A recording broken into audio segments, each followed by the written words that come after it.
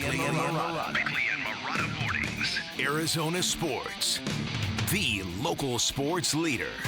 Bickley Blast.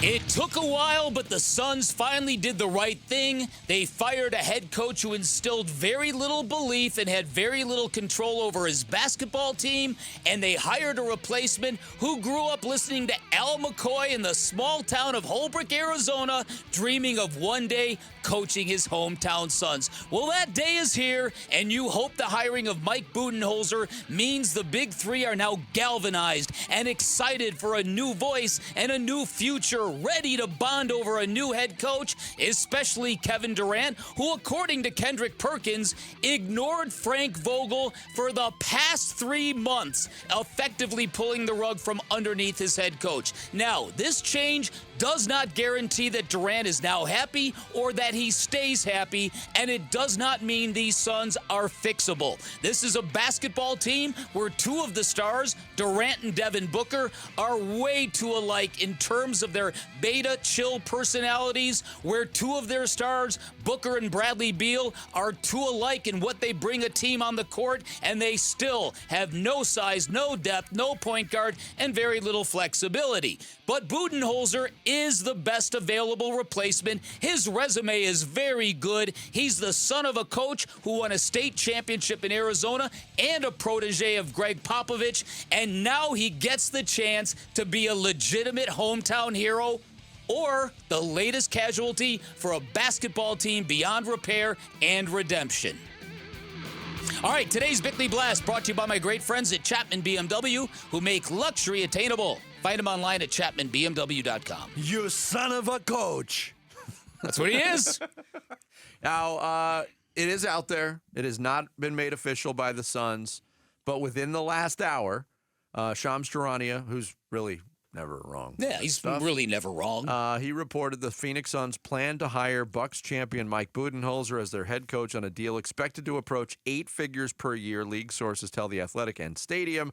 The Holbrook, Arizona native will be tasked with optimizing Devin Booker, Kevin Durant, Bradley Beal. He also mentioned in a subsequent post on X that David Fizdale, one of the lead assistants under Frank Vogel, is making a move to the front office for the Suns. So that's where it stands right now.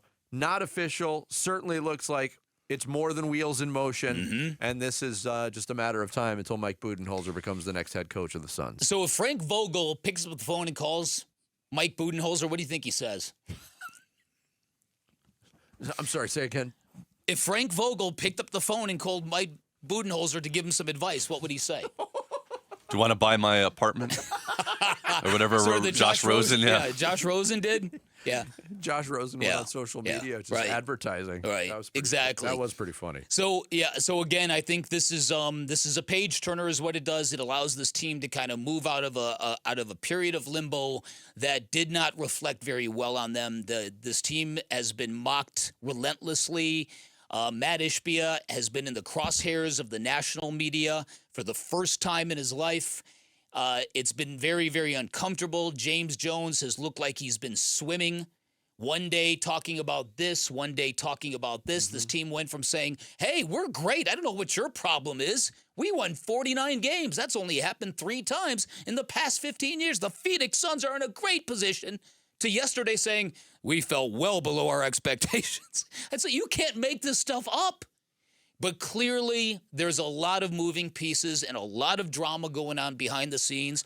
And Kevin Durant is very clearly at the center of it. Absolutely. Here's more from Shams Charania, who broke this news this morning. They view Mike Budenholzer as a clear choice that can really come in there and optimize those 3 guys. That's really where this all hinges at, is the big 3 being fully maximized and utilized the right way offensively. They were never able to find cohesion with Bradley Beal or Devin Booker playing point guard. How does the ball find Kevin Durant in his spot? So there will be roster adjustments as well. The Suns have 2 first-round draft picks they can trade on draft night. I expect them to be aggressive as they try to tweak the roster as well. Yeah, here's more from Shams on what happened under Frank Vogel. We've been talking about it really since the Phoenix Suns season ended, that Frank Vogel, he was on the hot seat. They've been considering firing him, and they finally made that decision clear yesterday. They announced that they have fired Frank Vogel as head coach, and the fit was never right as the year went on. There were issues. The players essentially lost trust in Frank Vogel, and whether it was the offense versus defense, just was not a fit.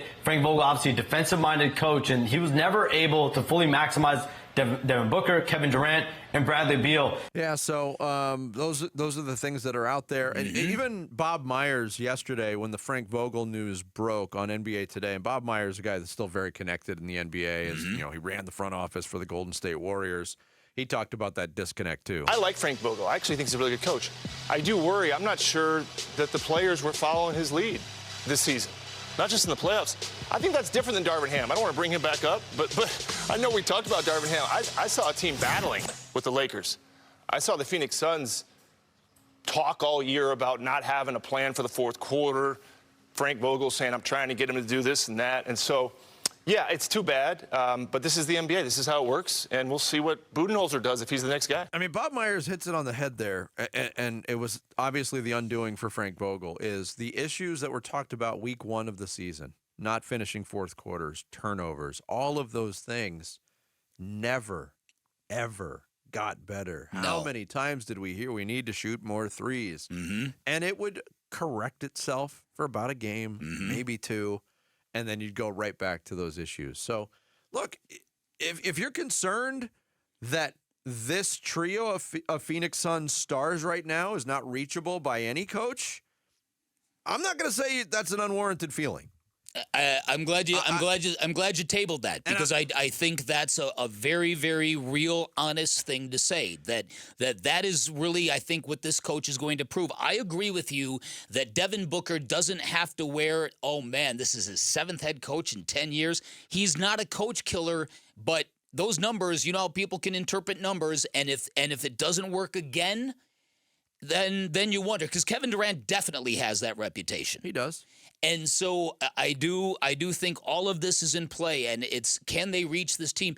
I'm really curious, Vinny, because if you look at the Bucks paradigm, they didn't have a point guard either. Can Mike Budenholzer create a system that allows this team to self-correct the turnover issue and have somebody who can organize and control an offense by using the same approach you did, or the same people you did last year? I would hope at the very least you find a point guard and stash him on the bench to give you some minutes when you need it. Yeah, I mean, I certainly agree with that. I think any adjustment offensively, the first thing you have to look at, because you can't look at personnel just yet. I'm curious to see now what they do in June during the draft with those 2 draft picks that they have at their disposal to trade on draft night. Do they squander more young talent to build a veteran? It's certainly an option, but for me, the first adjustment offensively has to be pace. Yes. The Suns were so deliberate. Yes. And that was another issue that just kept popping its head up all season long was they talked about, all right, we're going to be unselfish, we're going to share the basketball. But how many, even the big 3 at times were passing up open shots just to be more unselfish, and it didn't lead to great things all the time. So I think that's where it starts. Yeah, and listen, again, and the hoisting up of threes, it isn't just that the Suns team was trying to be generous and selfless. It's that a lot of guys are cognizant of their shooting percentages, and they're cognizant of what they believe makes them look like the best basketball player possible. A lot of people don't want to subject themselves to failure if you're not feeling confident in that kind of stuff. All of that is in play. But they built their team around 2 guys known for mid-range shooting. Jumpers, yes. They did, absolutely. Thanks for watching Bickley and Marotta. Click to see the latest Bickley Blast and hit the button in the middle to subscribe to Arizona Sports.